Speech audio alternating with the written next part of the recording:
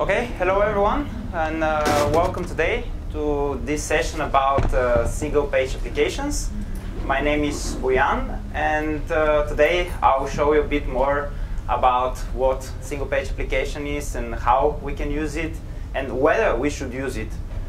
I have noticed that most of the sessions here are about QA and testing, so now I decided to tell you something completely different. So today there won't be anything about testing, but there will be more about user experience. So in a way we will be testing like how our users interact with our applications by means of this single-page application paradigm. So we'll start with taking a look at what it is, why it is there, and what has come with these single-page applications. Then we'll look into the characteristics of these applications. We'll take some simple comparison about ups and downs, whether we should consider this, and then at the end we'll try to answer the question, is this something that we should use in our projects? Is this what our customers want, and is this something that we can deliver? So we start with this simple question. We have this abbreviator SPA that we are going to use today for short. We have seen it maybe many times. How many of you have heard about single-page applications? Or okay, that's nice. Because if you associate SPA with this here, then I think you have come to the wrong session. Apparently, this is not what we are going to talk today, but maybe we should actually consider talking to the organizers of the conference about giving some benefits to us in this way. But no, today we are going to talk about single-page application. This is what SPA stands for. And while doing this presentation, I tried to find some definitions of what is single-page application, how can we define it? Because there are like also other terms like single-page interface. We had some years ago a term called rich internet application. So is this the same or is it something different? Apparently all the places that point to one place. This is Wikipedia. And Wikipedia says that single-page application, this is a single web page. And what it does different, what it delivers differently, this is that we have some fluid user interface. So to us, like the first perception is that we get some improvement in the user interface. And indeed, it is something like this as we are going to see throughout this session. Let's consider like our typical desktop applications that we are all used to, for example, Excel, Word, or Winamp some years ago. We have some dialogues. We use Windows, right? Whether it is on a Mac, whether it's Windows, Linux, we use Windows. And these Windows, they contain like different elements like menus, buttons, text. And we have this typical scenario that we have some button. When we click, maybe we get another window or some dialogue, and we get a list. In this case, it's a list of employees. It is fetched from some kind of data store. Like this data store can be a local database, maybe a database in the cloud, it can be some web service, it doesn't really matter, we get it from somewhere. On the other side, if we take a look at the traditional web applications, we have a browser. So our website, it runs in a browser. We have to open the browser, we have to navigate to a certain URL, and the typical elements there are links. We have also, of course, buttons, we have text, but we use links. And we are used that we only click on the link, then we refresh the page. We ask the server, hey, give me this page. Then the server is the one responsible for giving the content of this page. So the server, it connects, it communicates with our data store, it renders our web page, and it gives us the final web page back here. So this is like the way that traditional desktop applications, traditional web applications work. So right now, we are talking about single-page applications where we have improved user experience. So what is this? What are the characteristics of single-page applications? We make one first request to the web server, which gives us our web page, right? And then this is it. The next, if we have to update this page, then we use Ajax returns. So we can, of course, update this page, but this is done partially.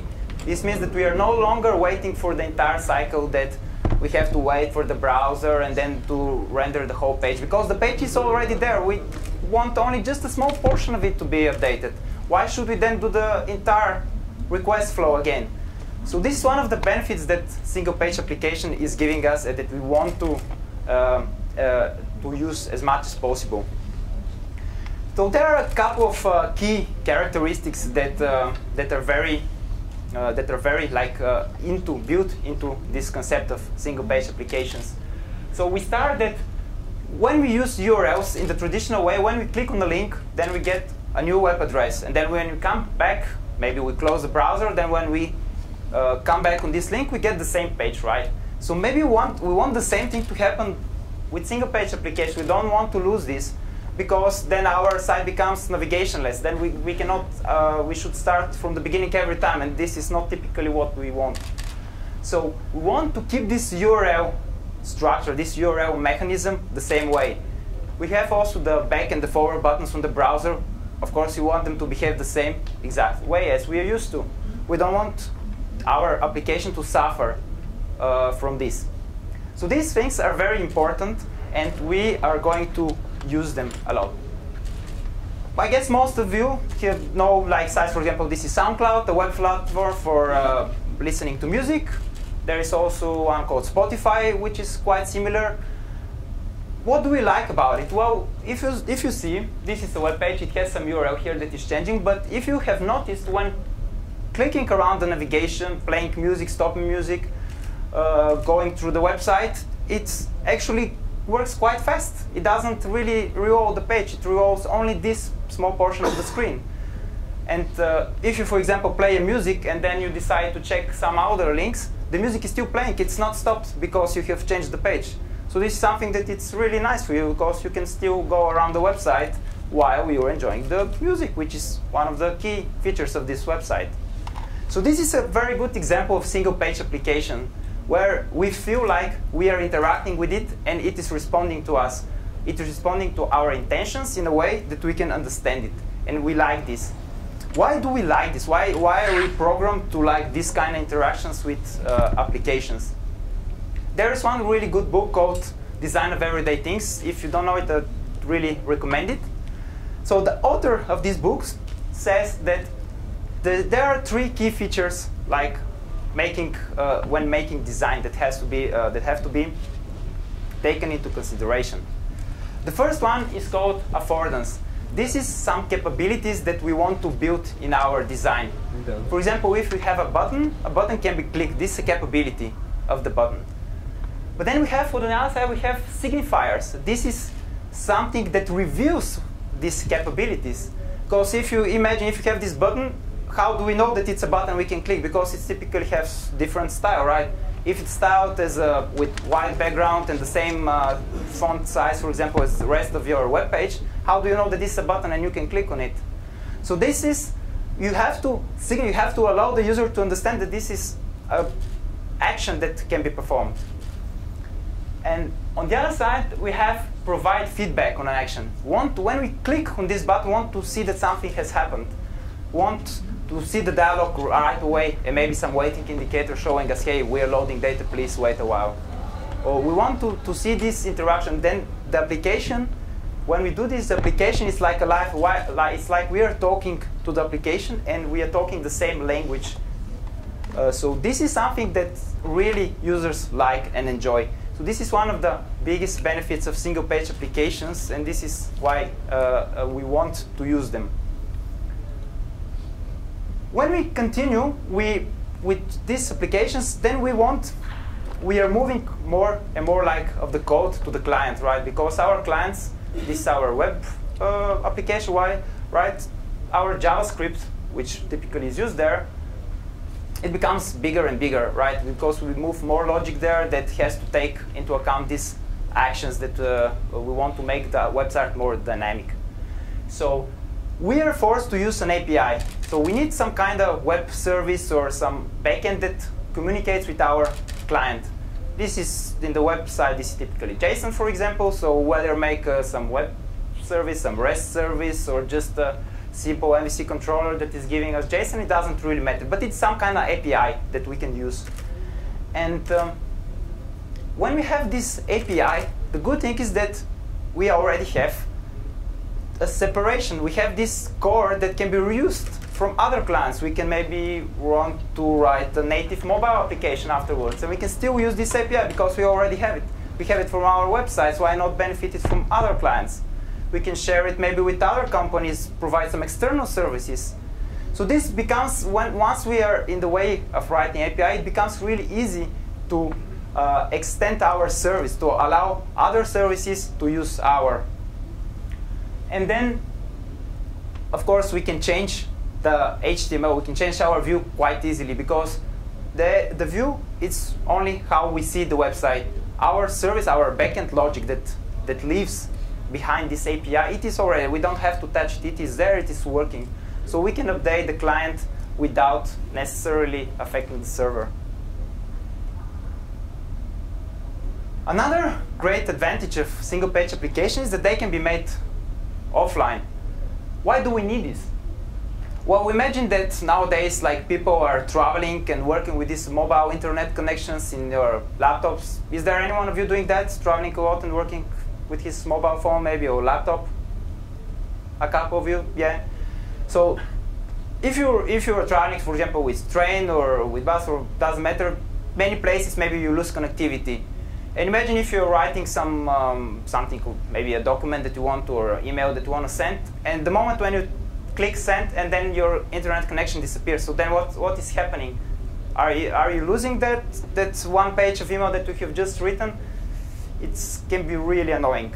So the good things about single-page application is that we can take advantage of this, and because we already have some abstraction that communicates with our API, we can check whether we have connectivity, and we can take action. OK, there is no connection, then I can store it locally, and once you get connection back, I can resend it. And if you take a look here in this simple architecture, we have like the server on the left side, which is giving us the content. We have our API and, again, our data store. On the right side, we have the browser, which has, of course, the views. We have some application logic in the JavaScript file. And here is our proxy that abstracts the communication with the server.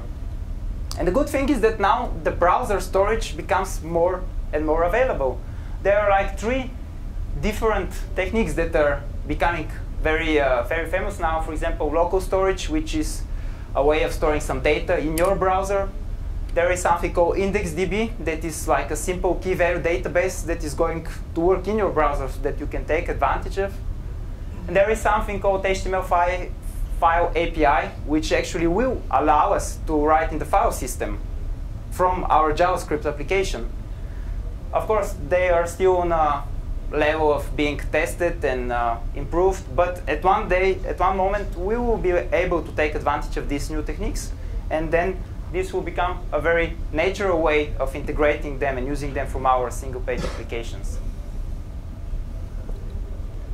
Now, after having said this, we have to take a look at the other side. Yeah, we do get a lot of advantages of SPAs, but there, of course, are some disadvantages. Now I'm going to talk about downsides, but don't consider this as a really critical problem. Yes, it is something that is going to make our work a bit difficult, maybe, if we really want to use it, but it is not something that is impossible. It can be made to work. So it depends on us, so that we know that these problems do exist, and then we have to consider them when doing single-page applications. So the first one is about JavaScript. We are using only JavaScript to write these client-side applications that run in the browser. Some years ago, we used also maybe Java. We used C# to use, for example, to write some code that run on the client. But then we were forced, of course, to download these third-party plugins. And so this is not like the case. Right now, we have JavaScript, and JavaScript is getting that popular that even it moved to the backend with, for example, Node.js. And it is a monopoly. It's the only language, so we have to learn it with all its problems and good stuff, of course. There's nice stuff, not only problems with it. But it is one language that we have to learn. And there are some issues with it. First of all, JavaScript must be enabled on the computers. And then you think, OK, is this still a problem?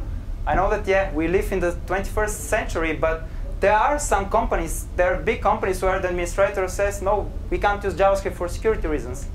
And if you see like where JavaScript is going with this, for example, file API that you can reach the file system, then many people think, OK, no, this is too insecure. We can't allow this in our browsers. And then you say, OK, well, I can't really do any single-page application with JavaScript. I can just serve static HTML, and that's it. So this is something that has to be considered. We have, of course, this every day. I think that if you open GitHub, tons of JavaScript libraries, frameworks are going on, which on one side is very good because, yeah, we can choose. We have a variety.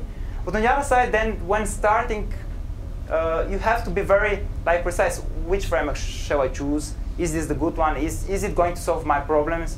What if I have to switch to another one later? How easy it is to do? So this is something that, of course, it's related to all like open source like projects. For example, Java has also this problem in a certain way. And not on the last, we have this browser incompatibilities, which means that our browsers are delivering new versions almost every day, like Chrome, Internet Explorer, Firefox. But still there are problems, and many people are using old browsers. I want to ask you one question here. Do you know how many of your users are still using Internet Explorer 7, for example? Or maybe 8? But yeah, too many. There are still people doing that. Especially, again, in these big corporations where they have this bureaucracy and updating to another platform or another version, it can be quite problematic. It takes years. But these people, they have to be served. They are users in a way, and if you are hired to make a project for them, then you must consider that they work in this kind of environment, and you have to make your choice. Another problem. If you try to search something in Google, and maybe you encounter this kind of result. So what's happening here? Because we are using client, we're using JavaScript to make some dynamic. We're using some frameworks to make our work easier with single-page application. Then we're using some templates maybe on the client. But then we forget about SEO, search engine optimization. Like how is Google going to serve this? Even though Google robots and other search engine robots, they're now actually starting to execute JavaScript and make it a bit better, but still there can be problems because when they request our page, they can see our templates. They don't see what the usual end users are supposed to see. And by the way, if you try to search this in Google, it's not going to happen. I just made it because I can. But so SEO is a problem. It has been a problem for a while. There are, of course, techniques for coping with that, to fixing that. The question is how much effort you need to put into that. And the first question is actually, do you need a SEO if you're making single-page application? Or maybe you need it only for part of your website, which is going to act as a the standard website, and not for the other part, which is going to be more dynamic. If you take the example again of SoundCloud, for example, maybe you need some SEO so that people can find your pages, right? If you write the artist name and the title of the song, maybe you want to find it in SoundCloud, right? So you do need it in a way. And so in this case, you have to consider how to fix this. So this is going to give you some more work, and you have to do some workarounds, and you have to pay attention to that. So this is something that should be thought of.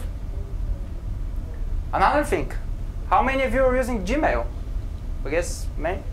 And I guess most of you have seen this kind of screen when you start the web, if you're using, for example, the web client, right? So what is happening? Gmail is also a very nice example of a single-page application with a lot of logic there. But then we have, in the beginning, we see this screen, which is reasonably fast, let's say. But it can be a problem.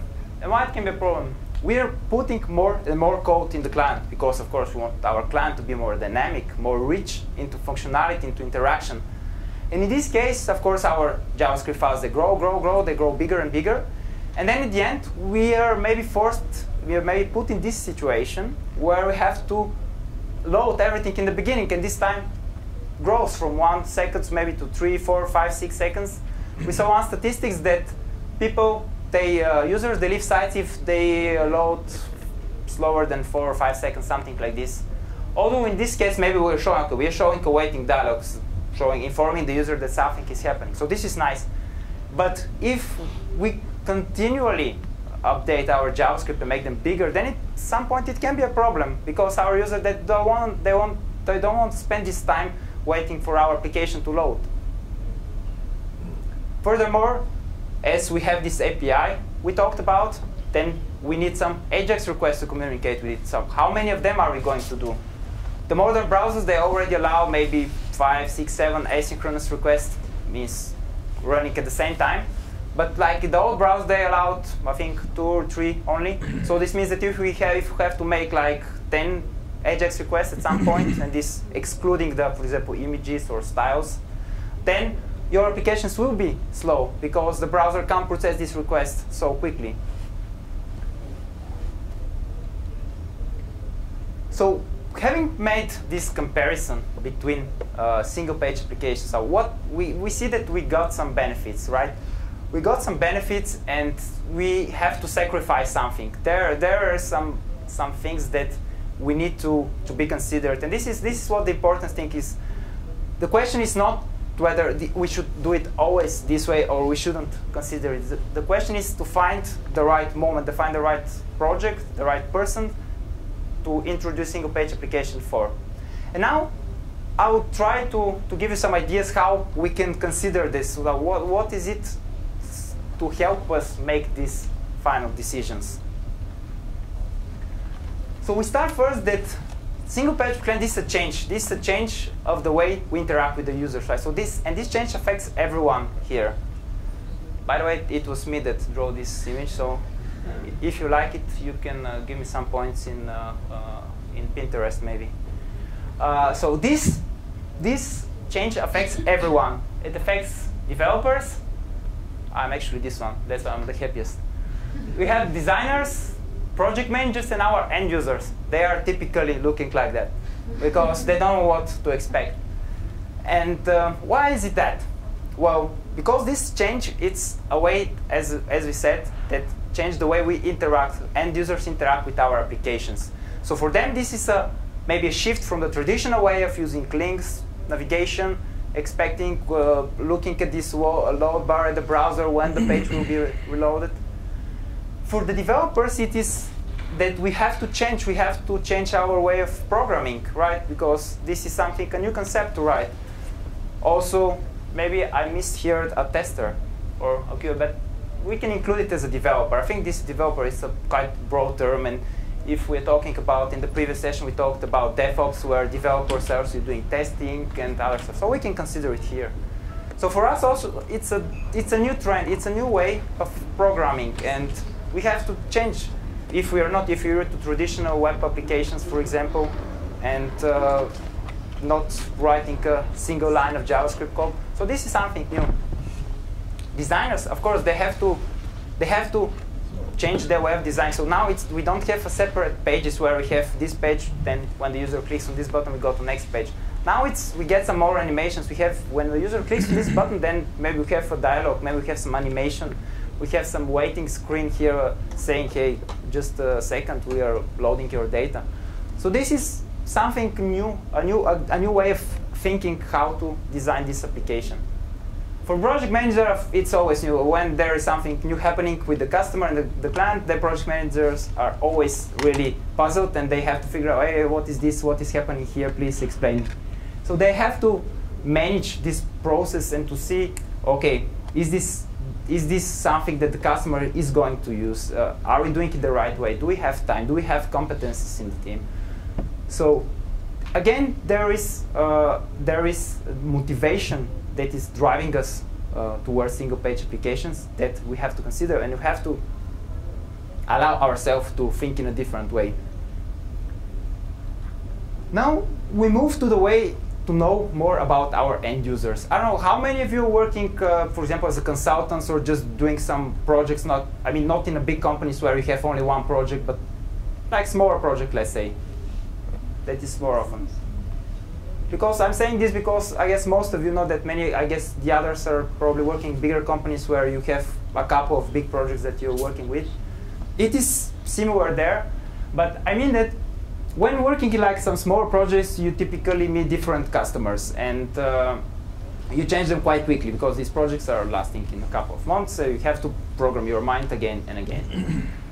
We have to know who is going to use our application, who is going to go on the website, click enter, and then start using our applications. Is it someone that is 50 years plus, for example? Because there are these users, and we have worked on the projects that we know, okay, our target group is this kind of, they're old age women and men. And in this case, then you think, okay, are they going to use? Because typically, this generation, they are more like traditionalists. They're used to traditional way of using the web. They have learned to use internet 10 years ago. They don't want to change this now. While the younger generation, that is internet digital natives, also called, for example, they use the new things. They like these fancy animations, sliding from one side to the other side, fading in and out. They like this. So if we consider like who is going to use our application, then we can make our choice. Can we use single applications here, or we can just do it the traditional way? Who is going to use really this application? Then we have to consider how are they going to use our application. Are they using tablets, maybe mobile phones, internet, maybe some smart TVs if we are doing this kind of application? And of course, because using these different mediums, then we have a different way of interacting. And while, for example, using a mobile phone and tablet, then you're more like used to this desktop application-like experience, right? When you click, when you touch, for example, then you want something to happen there, right? It's more like native to you. While maybe on the browser, then you're fine with just clicking and waiting, or maybe not. So you need to do some process. You need to do some evaluation of your end users. You have to see who they are, how they work with internet, how they with computers. This sounds like simple stuff and maybe annoying, but we have to do it if we want to give them something new. It's better to do it in the beginning to spend some time than in the end to give me, hey, we are very proud. We did this nice application. It's fancy. You can see we have all the web standards here. And then you see this old lady there with the glasses looking and trying to click on the browser and refreshing every time when something is hanging out. So it's not a nice situation. Then you realize that all the time has been wasted, maybe. Anyway, so this is very important. On the other side, we have to know the people we work with. When we started first working with single-page application in my company, then we said, OK, here are these nice trends, single-page applications. They allow us to do this and that. They become really cool. And then I had one colleague said, OK, but do we really need it? Then we have to download a new framework. We have to learn it. I think we are OK with the traditional way we do MVC application. Why should we invest time on that? So we have this like collision of new ideas, and then this all more like stale, more traditional ways. And I guess in many companies, there is always like one that is giving new ideas, say, hey, let's try this technology, let's try this. And there is one like, OK, no, let's keep it the way it is. It works, we all know it, everything is fine. Why should we introduce new complexity? And they have their right, because introducing something new, be it a framework, be it a way of thinking, there is some resistance in the old way when it's met. And you have to think this. You have to see whether you have enough experience to do it, whether your colleagues have enough experience to do it. Maybe you together have to take some courses in order to improve your experience. And of course, your project manager, this is where he comes and says, OK, we can't do this project in 2 months. We don't have this experience. How are we going to do it? We are going to lose money. And apparently, this is a problem in some situations, especially now that we have to do more and more JavaScript coding, and then we have to do more and more JavaScript testing in these different environments. Because there are different environments, different browsers, different operating systems. We're trying to optimize it, to synchronize these things so that we have only one way of testing it, but it is taking slowly. So to sum up what we saw today, Single-page applications, they are approaching. There are many websites that are switching towards single-page applications because this is our natural way of developing ourselves. This is our natural way of evolution, that we want this desktop-like experience. You want to see the websites to talk to us in a nice way. We want them to react to our actions slowly and in a understandable manner, so that we feel that something is happening between us. And this is going to take more and more. This is changing the entire user experience way of doing things. And of course, when we do consider taking single-page applications, then we have to see, okay, what are the pros, what are the cons? Is it really nice doing it? Is it that good that the user experience is going to be improved, but we have other problems here, maybe not enough experience in the team, or maybe that we really want to see is our good, and if we change this, our page rank is going to decrease. So this question we have to ask ourselves and have to make. It's a trade-off always. So we have to make some weights and to see what is best and what can help us. So if you have any questions, I'll be glad to answer you.